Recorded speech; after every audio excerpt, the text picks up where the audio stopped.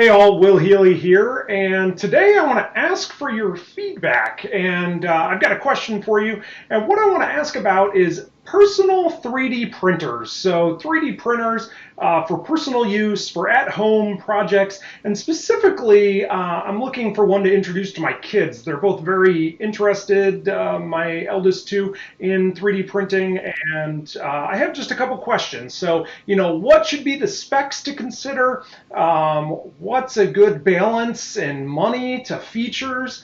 What do you like or dislike about yours? What do you wish you had that you don't have? If you were buying now, right now, what would you buy, and what accessories would you buy, and what software do you use?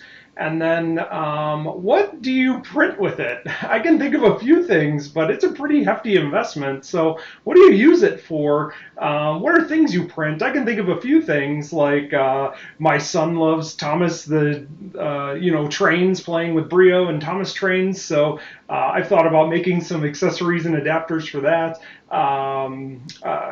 Would you use it for, is it precise enough to make like custom Lego pieces? Or I'm spitballing here, but just open to ideas, curious what you use a 3D printer for.